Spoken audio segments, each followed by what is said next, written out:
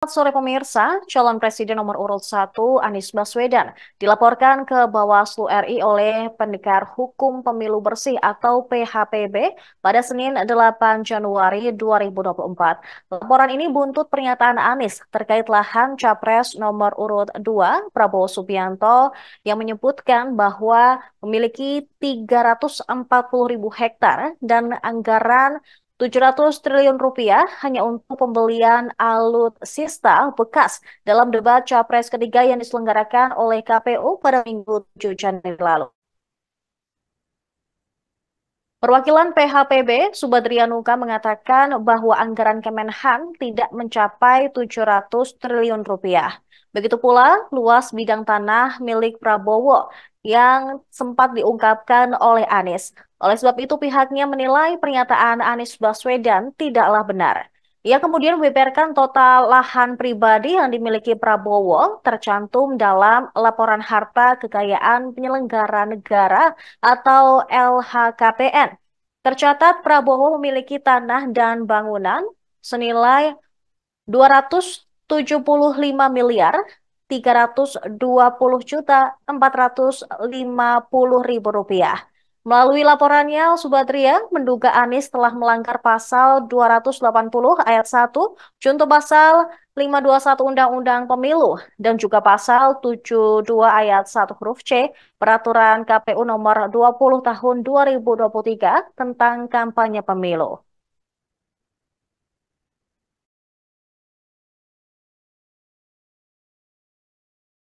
Dan lebih jauh lagi, ironisnya, Kementerian Pertahanan menjadi kementerian yang dibobol oleh hacker di 2023. Sebuah ironi, karena itu kita ingin mengembalikan dan 700 triliun anggaran Kementerian Pertahanan tidak bisa mempertahankan itu, justru digunakan untuk membeli alat-alat alutsista yang bekas.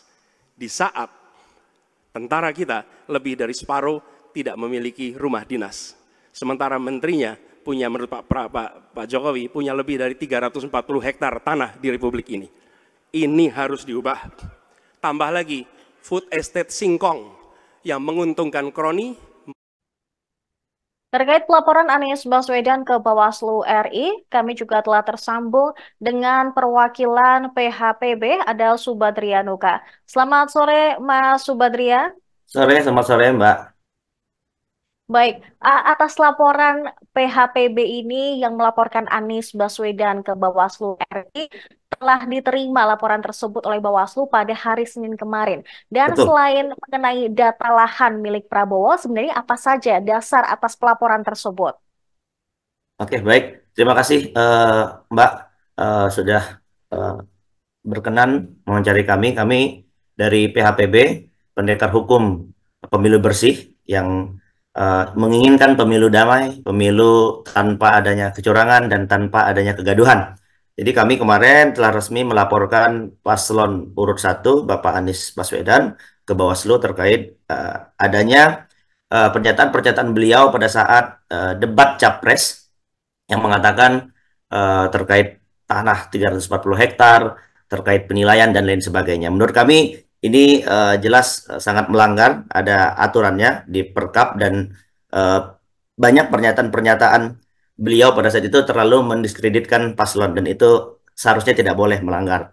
Dan kami sudah melaporkan, membuat pengaduan ke Bawaslu, ini diduga kuat melanggar pasal 280 ayat 1 junto pasal 521 Undang-Undang Pemilu dan pasal 72 ayat 1 huruf C Peraturan Komisi Pemilihan Umum nomor 20 tahun 2003 tentang kampanye pemilu. Baik, yang disinggung pada awalnya adalah data lahan milik Prabowo Subianto di mana Ya. Menhan ini juga calon presiden di Pilpres Betul. 2024. Selain data lahan ini, apakah juga disinggung terkait pernyataan-pernyataan Anies lainnya sehingga akhirnya calon presiden nomor urut 1 ini dilaporkan? Ya, pastinya selain adanya menurut kami penyebaran eh, berita yang tidak benar terkait informasi 340 hektar tanah Prabowo, terkait kami juga melaporkan terkait adanya anggaran yang disampaikan 700 triliun ya. Ternyata itu tidak benar juga. Dan jadi intinya ada 3 poin yang kami laporkan terkait tanah, 340 hektar, lalu 700 triliun dana Kemenhan. Yang terakhir beliau seakan mendiskreditkan paslon gitu loh dengan menilai kepemimpinan Bapak Prabowo sangat rendah, yaitu hanya 11 ya dari 1000 atau 100 kemarin beliau sampaikan. Eh, Atas alasan apa terkait dengan pernyataan Anies Baswedan yang menilai kinerja Prabowo Subianto di Kemenhan 11 dari 100 atau Ya, dari 1000 sehingga membuat pihak Anda akhirnya melaporkan? Mungkin itu ya. bisa dianggap sebagai opini dari Anies Baswedan sendiri. Betul, betul. Memang ini opini, tapi menurut kami ini kan debat ini kan masa kampanye ya, kampanye artinya ada aturan mainnya, tidak boleh merendahkan, mendiskreditkan paslon lain. Jadi acuan kami hanya itu, dan ini sudah tersebar di berita manapun, baik berita nasional, media, TV dan online dan lain-lainnya. Baik, sebelumnya apakah ada koordinasi dari pihak TKN Prabowo Gibran dengan juga pihak PHPB terkait pelaporan Anies Baswedan ini setelah debat langsung yang ketiga? Ya, kalau untuk koordinasi kami tidak ada, kami tidak terafiliasi dengan TKN. Kami memang pure adalah suatu organ ataupun perkumpulan, yaitu pendekar hukum pemilu bersih yang sangat menginginkan pemilu damai, pemilu adil dan tanpa kegaduhan. Dan saya pribadi pun, kalau secara pribadi saya memang ya bisa dibilang mengagumi Pak Prabowo, dari dulu mengagumi. Tapi secara kelompok PHP kalau memang menginginkan pemilu yang bersih dan damai begitu. Berarti sama sekali tidak ada afiliasi ataupun koordinasi dari pihak Anda dan juga ke pihak TKN Prabowo Gibran. Tidak ada, tidak ada. Nah, baik, terbaru sejauh ini eh, Caimin sebagai calon wakil presiden dari Anies Baswedan juga ikut menanggapi laporan tersebut. Dia mengatakan bahwa agar tidak asal tuduh maupun playing victim. Nah, bagaimana tanggapan Anda? Ya, menurut kami justru cara kami sangatlah elok. Karena kami temukan adanya dugaan pelanggaran di eh, pernyataan-pernyataan dari paslon urut satu, yaitu Pak Anies Baswedan. Ya kami secara, ya hak kami secara konstitusional bisa melaporkan ke Bawaslu, dan jelas kok kami tidak tidak ini kok tidak playing victim kok. Jelas kok pernyataan-pernyataan beliau ada di semua media. Artinya kami tidak hanya hanya dengan kata-kata, artinya ada data kami sudah lampirkan semua bukti laporan kami, dan kami sudah sampaikan ke Bawaslu. Berarti Anda juga tidak akan keberatan dengan respons Caimin yang menganggap asal tuduh begitu.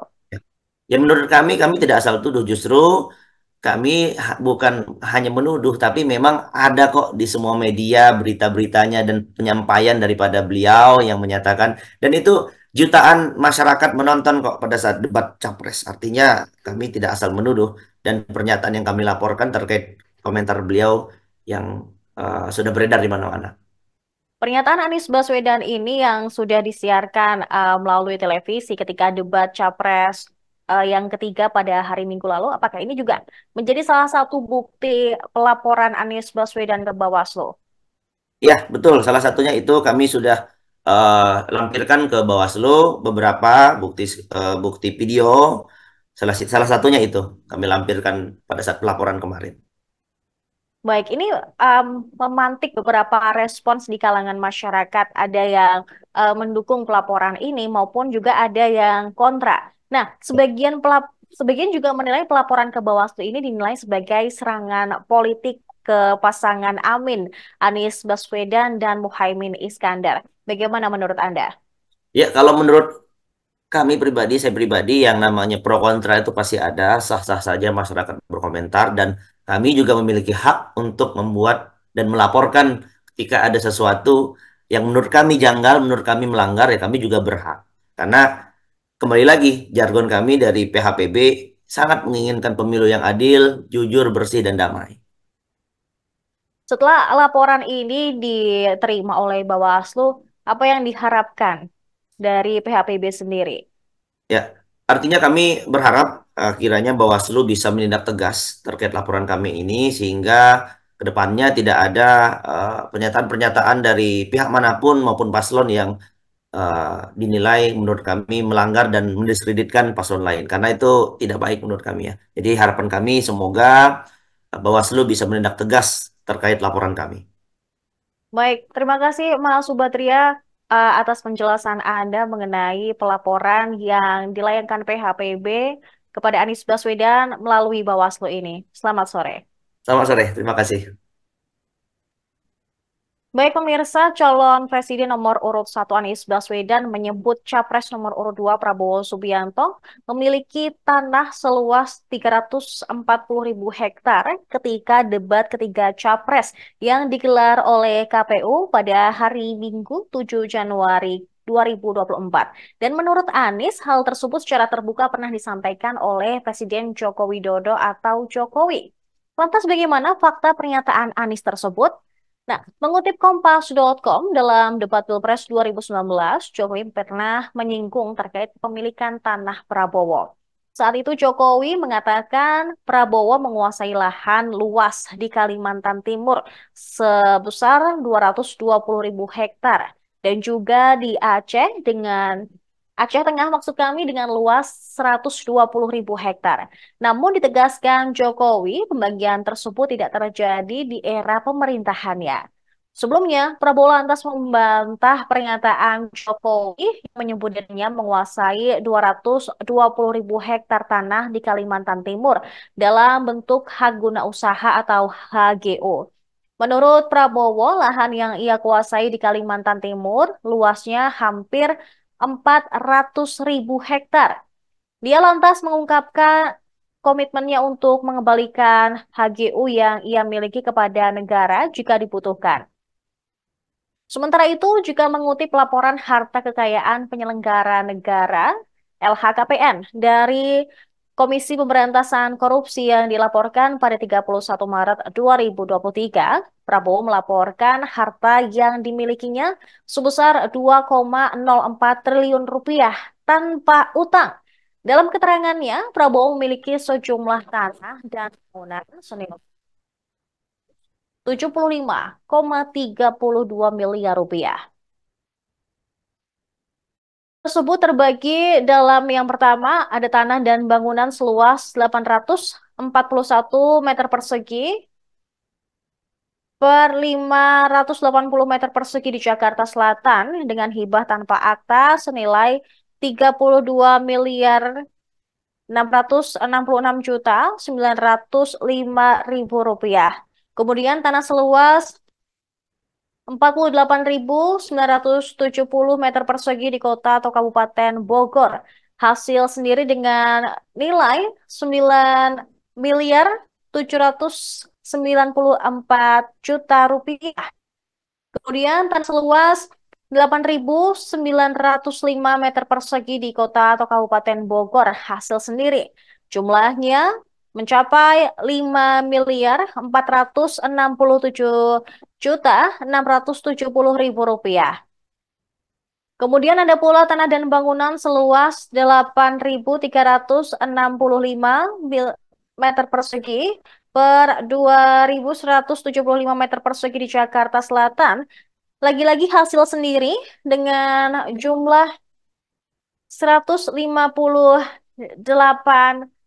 miliar 491 juta 875.000 rupiah.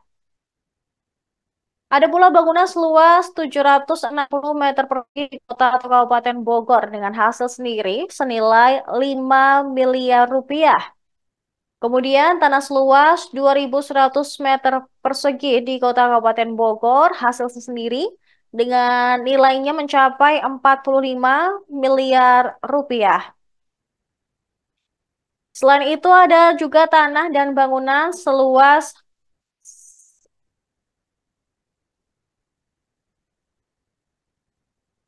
1 meter persegi per atau 180.000 meter persegi di kota Kabupaten Bogor dengan hasil sendiri seluas 15 senilai maksud kami senilai 15 miliar rupiah.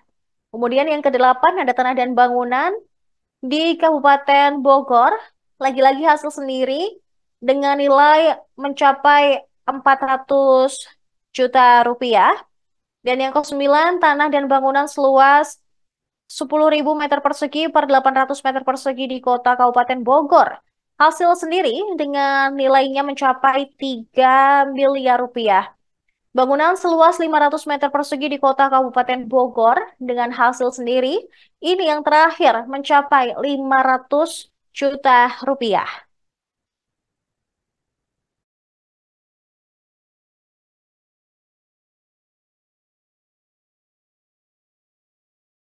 Dan lebih jauh lagi, ironisnya, Kementerian Pertahanan menjadi kementerian yang dibobol oleh hacker di 2023.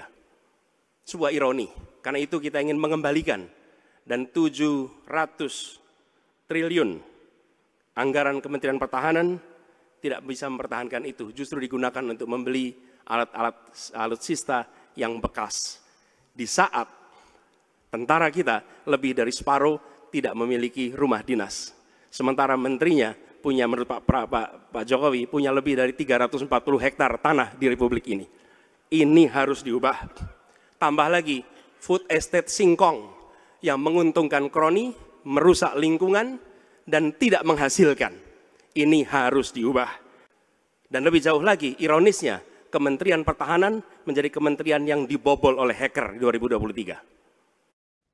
Terbaru pemirsa, Cawapres nomor urut 1 Muhaimin Iskandar alias Caimin turut merespons soal pelaporan Cawapres nomor urut 1 Anies Baswedan ke Bawaslu. Imbas pernyataan dalam debat yang menyinggung kepemilikan tanah Capres Prabowo Subianto.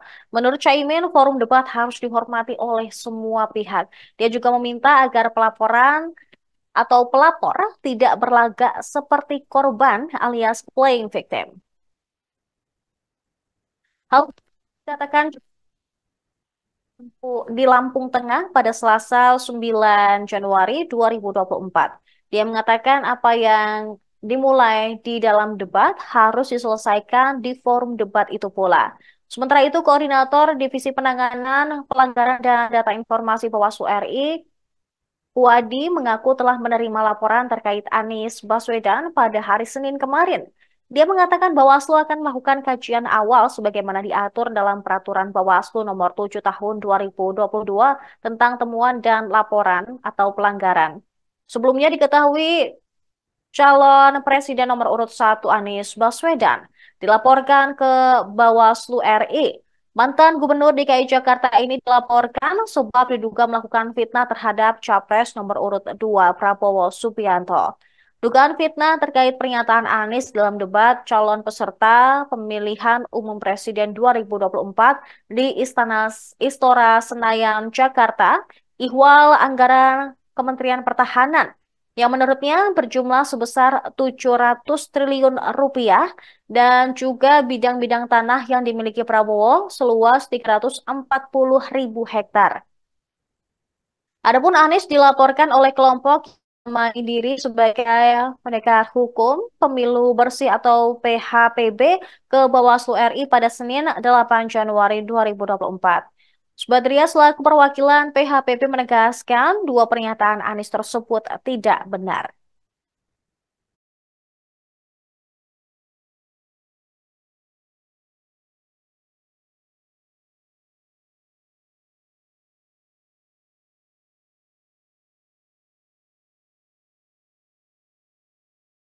Mas Anies gak usah takut, disebut aja angkanya berapa gitu loh. Kayak saya gitu loh, jangan di bawah 5, sebut aja berapa. 11 Mas, dari 100. Oke. Ini sedikit ngajari kendel Mas Anies biar berani. Dan lebih jauh lagi, ironisnya, Kementerian Pertahanan menjadi kementerian yang dibobol oleh hacker di 2023. Sebuah ironi, karena itu kita ingin mengembalikan dan 700 triliun anggaran Kementerian Pertahanan tidak bisa mempertahankan itu, justru digunakan untuk membeli alat-alat alutsista yang bekas. Di saat tentara kita lebih dari separuh tidak memiliki rumah dinas. Sementara menterinya punya, menurut Pak Jokowi, punya lebih dari 340 hektar tanah di Republik ini. Ini harus diubah. Tambah lagi, food estate singkong yang